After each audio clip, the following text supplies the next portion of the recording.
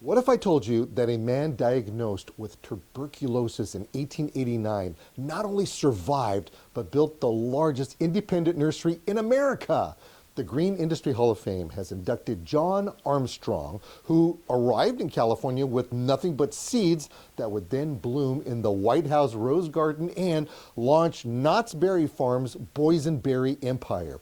In this story, you'll discover how his passion for roses created a 135-year horticultural dynasty that's still thriving as an employee-owned powerhouse. Hit that like button and subscribe because this legacy is everything. Okay, so I have to tell you, I've been doing what we've been doing here for the Green Industry Hall of Fame for many years. This is the first time I've had so many people stepping on my toes for an interview. So we only have one microphone and let's maximize this, okay? How does that sound? Sounds good. You like that idea? Okay. So look at that. Look at that. We got people over there cheering for you over there.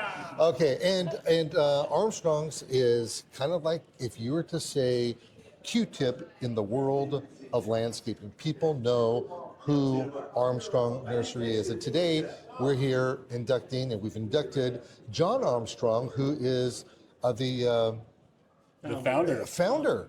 He's the founder. Founder of Armstrong in 1889. Ooh, that's a long time ago. Yep. Just a minute.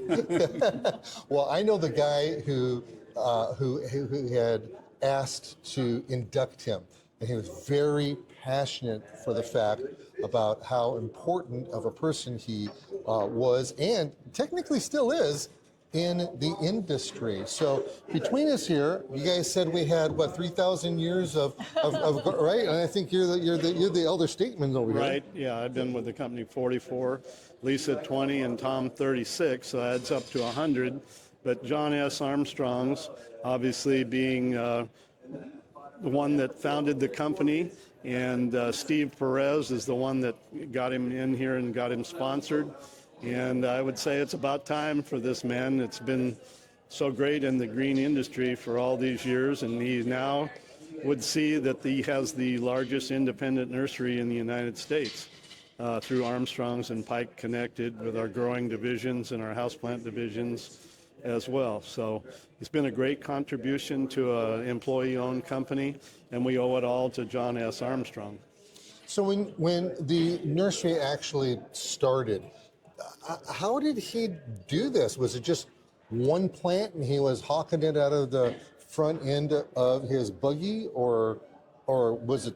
Does anybody know what the history is on that? No, he had a passion for it, obviously.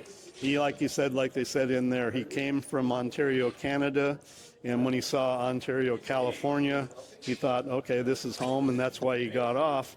But he started, actually, because there's a very large citrus industry, and he started by growing screens for the citrus groves so that he didn't get blown away and the fruit knocked off. So he started actually with eucalyptus and olive trees and things like that. But then he had a passion, obviously, for the development of roses, and so he started the culture of roses, and that turned into the greater part of the company. And then from there, obviously became very well known. Charlotte Armstrong being the one named after his first wife that really created our whole company based off of the roses. So how many nurseries are there of Armstrongs?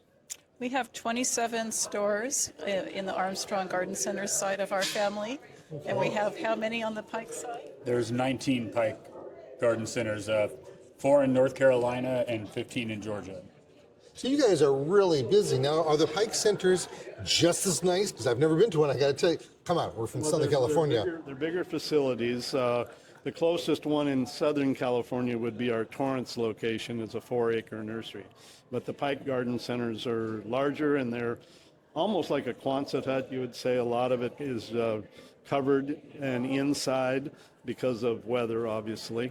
But when we actually acquired them in 2008, Armstrong's then joined together, and we made us the largest independent nursery at that time, and they've been a major player in developing and making this whole company very uniform. Our uniforms look almost identical, except it says Pike and one says Armstrong's, but they had 100% recognition, name recognition, which by doing that, obviously one needed to create that culture and keep it going. But the other real interesting thing with all the travel these days and people going coast to coast, we have people that have moved from California to Georgia, and they actually go into the stores and they say, man, this looks like an Armstrong Garden Center. You guys know who that might be? And so then obviously the employees do inform them that we're one and the same. Well, I have to admit, when you go to a store, it's very rare that you're going to find dirt on the ground. You're not going to find plants strewn all over the place. There's a theme to these stores, aren't there? Well, there's a lot of thought and planning that's put into how the stores are laid out. There's a lot of direction put into how they're maintained. There's a high standard of quality control. The plants are always well fertilized, well maintained. If it's not up to snuff, it's not on our sales floor. So I did a video for a client of mine, and I couldn't find a particular plant. I mean, I got connections with every wholesale nursery you could ever imagine. I went to an Armstrong's and I found that plant. What do you think about that? That's the way we want it to be. Yeah. I think that something in our company has really seized on and carried on the passion of John Armstrong, and we value that in our associates, and we're happy when we can find that plant that you're looking for. Oh, the gal, she came and she visited with me. She made sure I had the plant. She didn't. I mean, I have to admit, it was just an amazing experience. And do they everybody go through training like this, or? We actually have a pretty extensive training program. A lot of associates will come to us from within the industry, or maybe going through school or college, or some just come like I did. I just started on working a job and fell in love with it, and go through a lot of hort classes, Horticulture 101, Hort 201, and then we do the California Certified Nursery Professional training.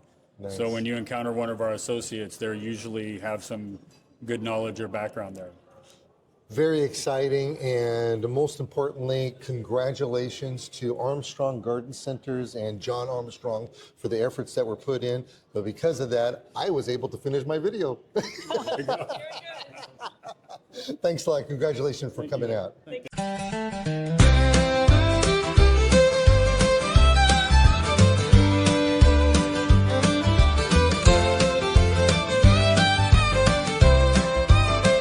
Thanks to our platinum sponsors, Heritage Landscape Supply Group, standing tall, side on.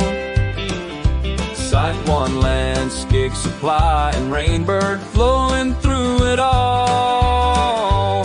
Hearts that answered the call, you're the foundation of this hall.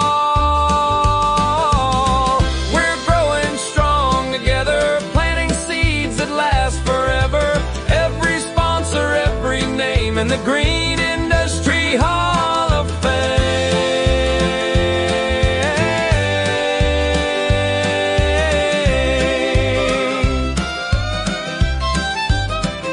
Our gold sponsors, Hunter Industries and K-Rain, shining bright. The Irrigation Association, guiding light. Plus CLCA Insurance Solutions, silver sponsorship in our side. You help us reach a greater height.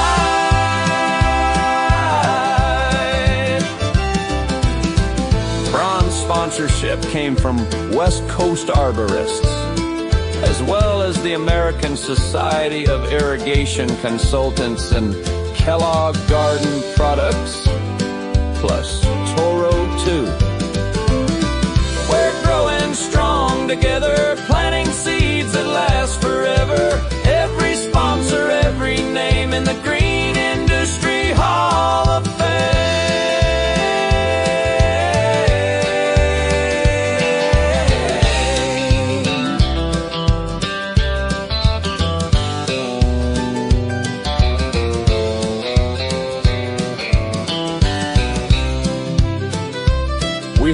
continued support from the Southern California chapter of the American Society of Landscape Architects. We honor you as well as New Viz. The Landscape Architecture, CLCA.